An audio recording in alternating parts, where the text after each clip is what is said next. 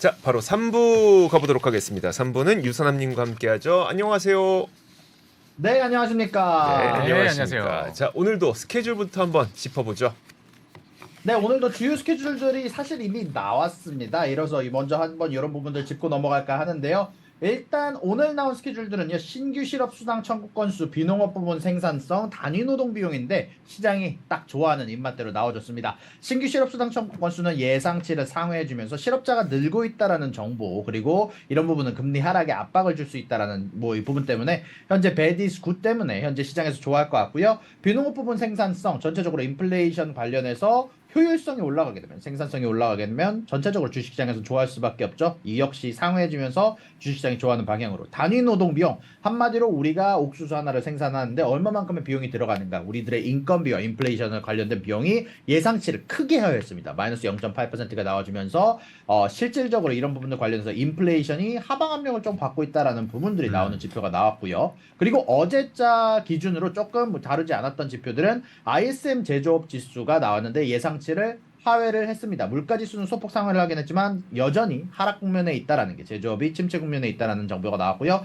요거 관련해서는 조금 이따가 더 디테일하게 다뤄보도록 할 거고요. 그리고 졸트 구인이직 보고서가 예상치를 상회하는 부분이 나오긴 했지만 사실 또 내부적으로 보면 고용이 늘거나 아니면은 해고가 늘거나 직장 창출이 늘는 데이터는 아니었습니다. 그래서 예상치를 상회했지만 나쁘지 않은 데이터로 볼 수 있을 것 같고요. 그리고 이런 소식들에 힘입어서 사실 주식시장은 조금 눈치를 보고 있었는데 파월의 연설이 그 이후에 나오게 됐고, 이것도 조금 이따가 더 다룰 텐데 이런 부분들 관련해서 시장이 현재 좋아할 만한 소식들이 굉장히 많았다 보니까 어제자로 주가가 크게 오르는 부분들이 좀 있었다라는 생각이 좀 들고요. 그리고 오늘 같은 경우 영국의 중앙은행이 기준금리를 동결을 했습니다. 그리고 이런 부분들은 현재 주요 국가들이 사실상 이제는 금리 동결 기간에 들어갔다라는 게 사실상 드러나는 부분이 아닌가라고 좀 생각이 들고요. 그리고 일본에서 좀 재미난 소식이 나왔는데, 일단 이런 부분들 관련해서 조금 카더라기는 하지만 약간 이런 부분들, 일본이 이제 금리 컨트롤하는 것을 이제 내년에 가서는 이제 확실히 시장에게 맡길 수도 있다라는 소식들이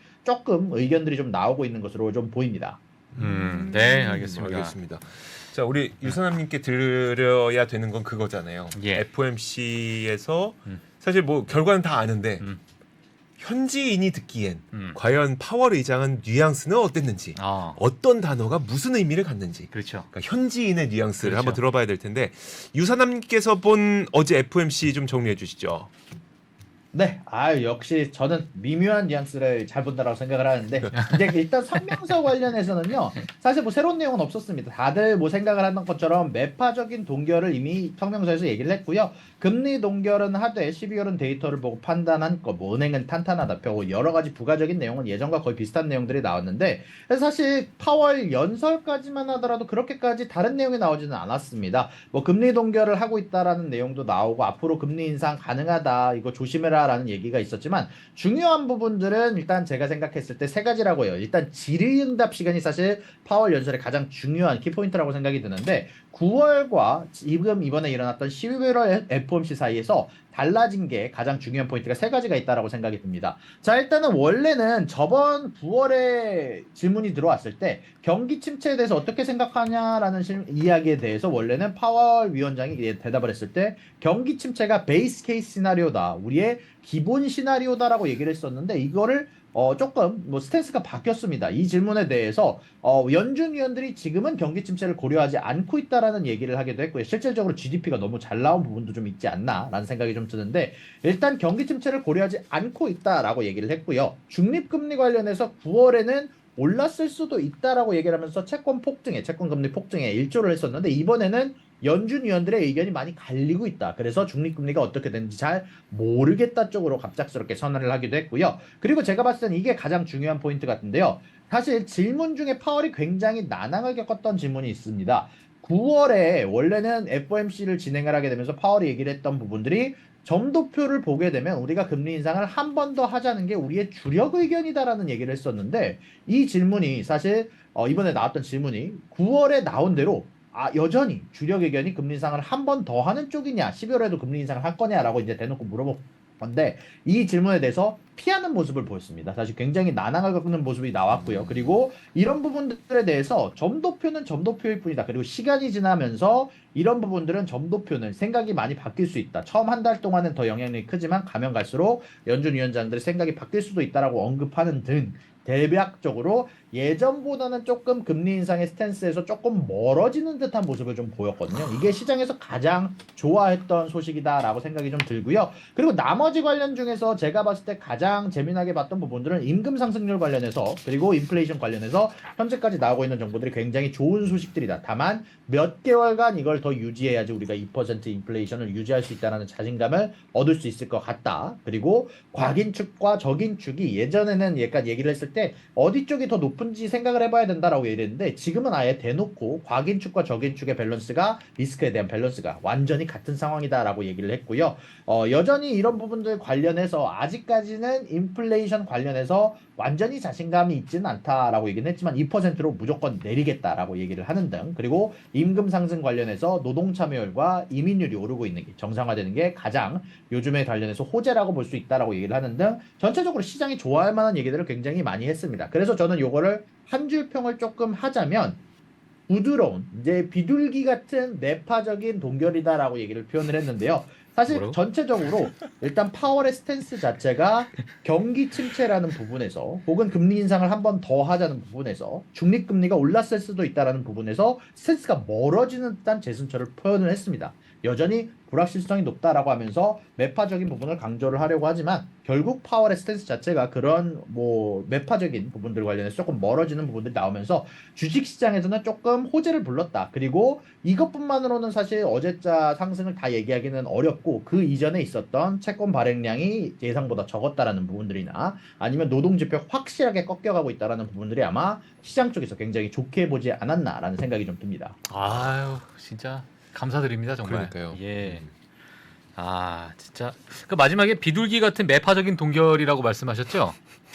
네, 맞습니다.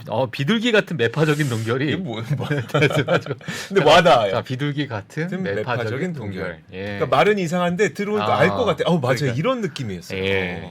아. 비둘기 같은 매파적 알겠습니다. 동결. 일단 근데 뭐 대표 이제 좀 보고 결정한다. 그러니까 뭐 뭔가에 그 임계점의 어떤 중심에 와 있는 것 같아요. 네. 네, 그런 약간의 뉘앙스를 좀 받는 것 같습니다. 그러니까 파월 의장도 당황을 했던 거죠. 그렇죠. 갈 거냐 안 갈 거냐. 그러니까 당황을 하는 거죠. 그렇죠. 여기서. 네. 참 재밌네요. 네, 그러니까 네, 재밌어요. 매둘기도 아니죠. 비매둘기? 이거요? 네. 그냥 뭐 참새지 참새. 예. 알겠습니다. 알겠습니다. 예. 자 그리고 아까 ISM 제조업 고용 지표 말씀해 주신다고 했었나요?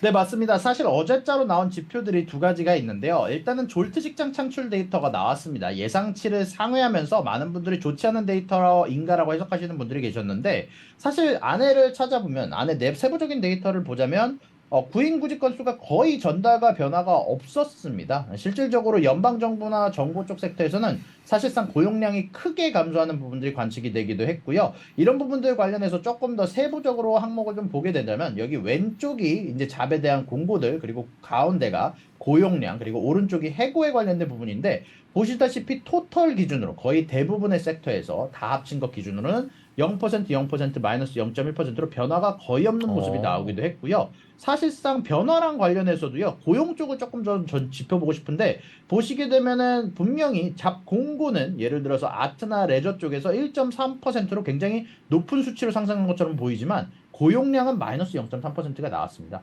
한마디로 잡 포스팅이 생각보다 많이 된 데에 비해서 의외로 고용량은 크게 변화가 없었다라는 얘기가 되고요. 특히 연방정부 쪽에서 고용량이 크게 줄은, 잡공고가 크게 줄은 부분들, 이런 부분들은 앞으로 연방정부도 채권량을 줄이는데 어떻게 보면 이런 부분들도 한몫을 하게 되지 않았나라는 생각이 좀 드는 지표가 나왔고요.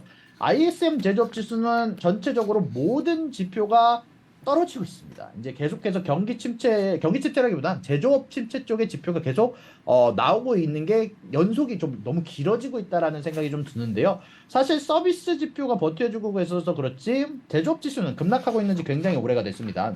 여기서 방향성이 계약 중이라고 이제 여기서 번역이 되어 있는데 contracting이라고 해서 사실은 계약 중이 아니라 줄어들고 있다라는 표현인데 좀 이해해 주시길 바라고요. 일단 이런 부분들 관련해서 제조업 PMI 구매 관리 자릿수, 신규 주문량, 고용 납품, 재고, 고객의 재고, 물가, 주문 창고, 모든 수출 주문 이 거의 모든 섹터에서 생산량을 빼고는 모든 ISM 제조업 지수가 떨어지고 있는 모습. 특히 신규 주문량은 14개월 내내 계속해서 떨어지는 모습들이 나오게 되면서 물가도 전체적인 가격 지수도 6개월 내내 감소하고 있다는 지표가 나오게 되면서 제조업 지표는 확연하게 지금 현재 침체 쪽의 국면에 머물러 있다는 게 제 개인적인 생각이고요. 그리고 이런 부분들 관련해서 6대 제조 산업에 대해서 이제 얘기가 나왔는데 이 6대 제조 산업 중 식품, 음료, 담배 제품 하나만이 성장을 기록하고 나머지는 다 역성장을 기록을 했고요. 그리고 나머지 15개 산업 중에서 사실상 2개 산업, 식품, 음료 및 담배 제품, 플라스틱 및 고무 제품을 빼놓고선 모든 제품 산업에서, 제조업 산업에서 현재 침체를 겪고 있는 부분, 역성장을 기록하는 부분들이 나왔고요. 이런 부분들이 가장 많이 나온 부분들이 인터뷰입니다. 사실상 이 모든 섹터에 대해서 ISM 제조업 지수가 인터뷰를 진행하는데요. 제가 이게 ISM 제조업 지수를 좋아하는 이유인데 일단 이 모든 섹터에 대한 인터뷰에서 2가지 섹터를 빼놓거든요. 다 수요가 떨어지고 있다. 다음번에 가이던스가 좋지 않을 것 같다. 앞으로 우리가 이제는 경제에 대한 둔화를 걱정해야 된다라고 얘기가 나오고 있다 보니까 이런 부분들은 사실 지금 당장 베디스 구진 시절에는 일단은 좋게 볼 만한 소식이다라고 말씀드릴 수 있을 것 같고 다만 이게 언젠가는 베디스 배드로 전환이 될 텐데 이제 그때가 됐을 때 조금 조심해야 될 부분들은 확실히 있다라고 좀 생각이 좀 들고 있고요. 그리고 사실 어저께 FOMC가 끝나고 나서 이제 제프리 건들락이라고 불리는 신채권왕 사실 이미 옛날 채권왕인지 빌그로스는 경기 침체가 올 거다라고 얘기를 했고 비레크먼도 그런 얘기를 했었는데 제프리 건들락도 이번에 한마디를 보탰습니다. 이제 CNBC 클로징 될 때 경기 침체가 내년 초에 기다리고 있다. 내년에 아마 연준이 아주 급격하게 200bp 가량 금리 인하를 하는 시기가 올 거다라고 얘기를 하면서 현재 경기 결과 사실 좋지 않다. 실업률이 올라가고 있다. 라는 얘기를 굉장히 크게 강조를 하기도 했습니다.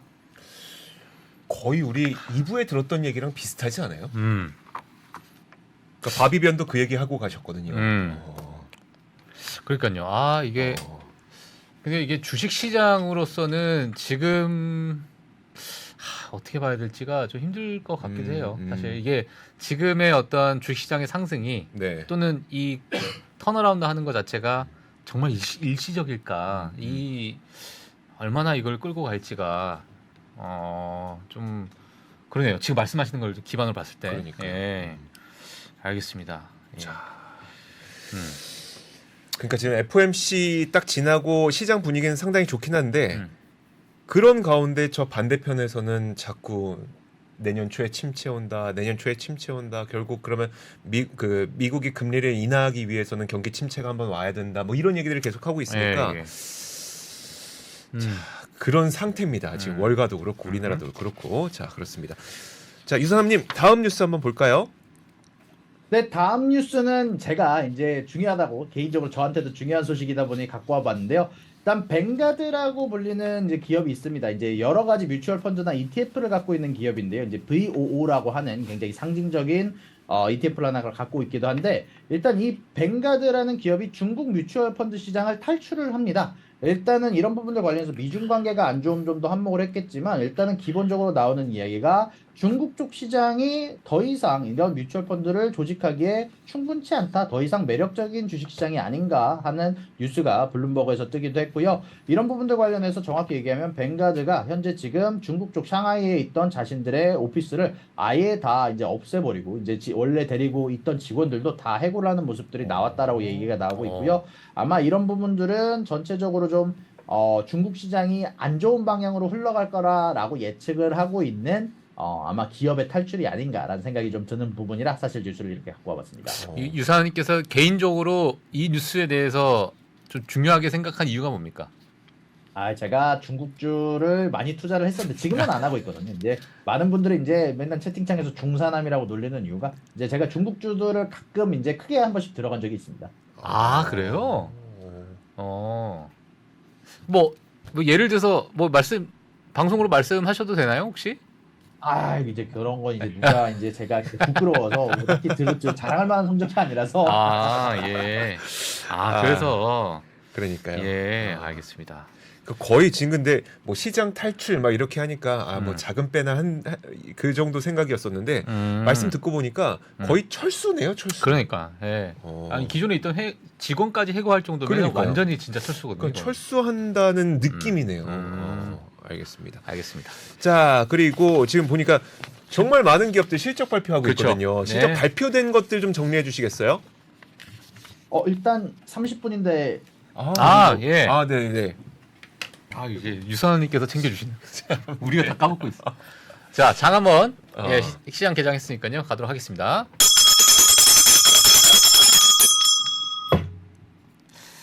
자, 예. 그러면 와우. 지수 움직임만 한번 보고 유선남님 이야기 마저 들을까요? 음. 자, 보시죠. 네, 잠시만요. 아직- 선물 시장이네요. 네, 아직 안 들어왔나요? 숫자가 안 들어와서. 어. 자, 한 번만 새로 고침 다시 한 번만 눌러보겠습니다. 아직 근데 선물 시장이 너무 좋았네요. 네. 어, 지금 나스닥이- 금리가 또 엄청 빠지고 있습니다. 와, 이왕 얘기 나온 거 금리부터 예. 한번 볼까요? 진짜 말 한마디에 자, 레이트. 이거 보면 저 금리 보면서 요번에 정말 소름 돋았던 게 뭐냐면 네. 진짜 비레크몬 진짜 천재인가? 와, 야, 천재다. 야, 이거 보세요. 4.65. 4.6. 야, 와. 예. 이거 그러니까 2년짜리도 한번 볼까요? 아니. 저기 네. 지수 봐야죠. 지수 지수 봐야죠. 보고 네. 히드맨 먹고 저 유산이어가 또 이제 유사님 또 얘기 듣고 해야 되니까. 예. 아직 숫자가 안 들어오네.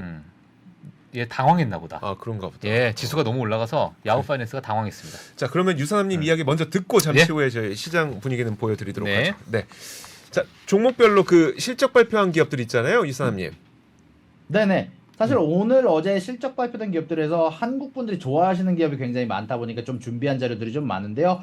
일단 에어비앤비 같은 경우는 EPS와 매출이 상당히 잘 나왔지만 가이던스를 소폭 미스하기는 했습니다. 그럼에도 불구하고 오늘 주가의 움직임은 나쁘지 않은 움직임이 나오고 있는데 일단 어닝콜에서 좀 재미난 이야기들이 좀 나왔나 봐요. 제가 정확하게 보지는 않아서 이런 부분들이 좀 있었고요. 퀄컴 같은 경우는 양쪽 다 EPS와 매출 비트를 하는 모습들이 나왔고요. 가이던스 자체도 굉장히 호실적이 나오게 되면서 오늘 장 외에서 좀 오르는 모습들이 좀 크게 보이기도 했습니다. 그리고 SMCI 같은 경우 슈퍼마이크로 컴퓨터 같은 경우도 EPS와 매출 양쪽 다 좋은 실적이 나오게 되고요. 가이던스도 크게 비트를 하게 되면서 주가가 장 외에서 크게 오르는 모습이 관측이 되기도 했고요. 페이팔 같은 경우는 EPS와 매출이 비트를 하긴 했지만 가이던스가 EPS와 매출 양쪽 다 소폭 미스하는 부분이 나왔는데 그럼에도 불구하고 워낙 페이팔이 요즘 주가가 움직임이 좀 안 좋았다 보니까 오늘 상대적으로 시장에서는 환영하는 분위기가 나오고 있고요. 그리고 태양광은 제가 매번 안 좋다라고 언급을 몇 번 해드리긴 해드렸는데요. 실질적으로 솔라 엣지라는 기업이 어닝이 나오고 나서 주가가 20%가량 빠지는 모습이 나왔습니다. 일단은 솔라 엣지라는 기업은 심지어 미리 우리들 어닝이 안 좋을 거다라고 미리 경고를 했던 기업이거든요. 그러다 보니까 이 솔라 엣지라는 기업이 크게 빠지고 있는 것 자체가 조금 전체적으로 태양광 시장이 얼마나 현재 투자 심리가 안 좋은지를 보여주는 지표고 실질적으로 태양광 쪽 관련해서 몇 번 언급드렸던 것처럼 지금 수요가 굉장히 많이 떨어져 있는 상황이고 금리가 높은 상황이 너무 부담이 되는 상황이다 보니까 현재적으로 태양광 산업은 당분간 가이던스도 좋지 않게 나오면서 아마 좋지 않은 움직임 보여줄 가능성이 굉장히 높다라는 생각이 좀 듭니다. 네. 그리고 많은 분들이 가장 관심을 많이 가졌던 기업은 노보노디스크와 일라이릴리. 자, 일단 양쪽 기업 다 일단 EPS와 매출이 굉장히 좋았고요. 사실상 만들어지는 대로 약이 팔리는 곳이라 특히 최근에 있었던 다이어트 약이 굉장히 좋은 소식을 갖고 오게 되면서 양쪽 다 멀티플이 굉장히 높은 상황인데 일단 이 두 기업 다 가이던스와 EPS 매출 굉장히 좋은 실적이 나왔고요. 다만 그럼에도 불구하고 커다란 움직임이 나오지 않고 있는 건 이미 거의 모든 사람들이 실적이 잘 나올 거다라고 예상을 하고 있었기 때문인지 크게 오르지는 않는 모습들이 나오고 있습니다. 그것과는 반대로 언급드렸던 예전에 코로나 관련 기업들은 아마 특히 모더나가 파이프라인이 코로나밖에 없다 보니까 이게 아마 코로나 백신이 타격을 입게 되면서 조금 안 좋게 될 수 있다라고 언급을 드린 모더나 기업이 오늘 어닝 발표를 했는데요. 같은 바이오지만 모더나 기업은 EPS가 특히 예상치의 손해가 5배 가까이 나왔거든요. 이제 그러다 보니까 오늘 주가가 10%가량 급락하는 모습이 나오고 있고요. 가이던스 자체도 좋지 않게 나오면서 오늘 현재 모더나 주가가 크게 급락하고 있습니다. 예. 그리고 팔란티어, 한국 분들이 굉장히 좋아하시는 기업이죠. 요것도 제가 언급드리면서 바이든의 수혜주가 될 수 있다라고 언급을 드렸었는데 특히 요즘 AI 관련해서 여러 가지 보안 관련된 부분에 팔란티어가 부각이 되기 시작을 하면서 EPS와 매출 양쪽 다 호실적이 나왔는데 그것보다 더 좋았던 점은 가이던스가 굉장히 잘 나와주면서 현재 장외에서 15%가량 상승하는 모습이 나오고 있습니다. 자, 그리고 네. 마지막으로 스타벅스 같은 경우는 중국 쪽 매출이 굉장히 우려가 된다라는 점이 있었는데 사실 어저께 말씀드렸던 ST로더도 중국 쪽 매출이 하락하면서 전체적으로 어닝이 안 좋은 모습들이 나왔는데 스타벅스는 그것을 약간 비웃듯이 EPS 매출 굉장히 좋은 선점 그리고 특히 미국 내에서 더 비싼 드링크를 사는 모습들이 좀 많이 나오고 있다라는 얘기가 나오고 있고요. 그리고 스타벅스가 가격을 올린 범들이 여러모로 매출과 EPS 상승에 도움이 되면서 오늘 주가가 상승하고 있다는 크게 상승하고 있다는 모습이 어닝에서 나오기도 했습니다. 알겠습니다. 예. 와, 오늘 시장이 너무 좋네요. 특히 제가 예전에 네. 약간 방송에서 제가 팔란티어를 한번 나 산다 음. 얘기한 적이 있었어요. 얼마쯤이었었어요? 7불. 7달러? 7불 때. 그때 샀었으면 샀어요. 네. 아, 샀어요? 예. 어. 아마 여기 아마 아실 거예요. 여기 계신 잘하셨네. 분들. 예. 팔란티어가 지금 19% 상승 중이다. 야, 대박이네요. 지금 거의 한 얼마가 저는 근데 팔았습니다. 15 예. 아, 그때 당시에 아. 14달러, 15달러쯤에 팔았어요. 팔았어요. 근데 지금 또 다시 한 다시 이제 좀 조정 있다가 16달러까지 올라온 거니까. 튀어 올랐는데 어. 음. 잘하셨네요. 어. 엄청나십니다. 예, 메타로 공부한 음. 그런 단기 공부로 예. 팔란티어를 선택을 했는데 괜찮았습니다. 알겠습니다. 예. 대단하시군요. 이제 뭐 연말에 한번 이제 또 가야 되는데 하나. 예, 맞아요. 뭘 갈지. 자, 근데 오늘 우리가 미국장이 끝나고 나면 정말 중요한 실적이 이제 애플이 나오지 맞아요. 않습니까? 예. 자, 내일 아침에 발표하게 될 기업들, 그러니까 실적 발표하게 될 기업들 어떤 기업이 있죠, 이순환님? 일단 가장 중요한 기업은 역시 애플이죠. 이제 애플의 실적 발표를 하게 되는데요. 사실 애플 관련해서는 중국 쪽 매출이 좋지 않았다라는 소식이 전달이 되기는 했지만 사실 퀄컴 실적이 사실 좋아지면서 이런 부분들이 과연 애플 실적이 어떻게 될지 조금 의문이 되는 어떻게 보면 조금 불확실성이 높다라는 생각이 되는 정보들이 좀 나왔고요. 그리고 오늘 오늘 애플 말고도 블럭, 드래프트킹즈, 카바나, 코인베이스 등등 많은 한국 분들이 좋아하시는 기업들의 실적 발표가 있을 예정입니다. 예. 네. 아유, 너무 감사합니다. 유선함님한테는 이제 미국 부동산 이야기, 미국 정치 이야기, FOMC 그 파월 뉘앙스 이야기 이런 것들이 진짜 재밌는 것 같아요. 아니, 제일 재밌는 건 예. 중국 주식 이야기. 오늘 알게 됐어. 이제 이걸로 놀려야겠어. 중국 주식 이야기. 뭐 사셨어요? 예. 자, 오늘도 유선함님과 함께했습니다. 오늘 말씀 고맙습니다. 오늘도 수고하셨습니다. 네, 감사합니다. 외환위기 오는 거 아니에요? 금융위기 오는 거 아니에요? 이런 질문들을 좀 굉장히 많이 받았었습니다. 탐욕이 되게 강했을 때 위험자산으로서의 극단적인 쏠림이 나타나고 공포감이 극에 달했을 때 안전자산으로서의 극단적인 쏠림이 나타나거든요. 과거의 일이 미래에 똑같이 일어난다 이건 아니지만 그때 당시에 위기 상황에서는 어떤 공통점들이 있었는지를 보면서 우리가 대비를 하는 방법도 고민해 볼 수 있고요. 과거를 제대로 이해하는 순간 위기의 실체가 드러납니다. 오건영의 현실 경제 이야기를 서점에서 만나보세요.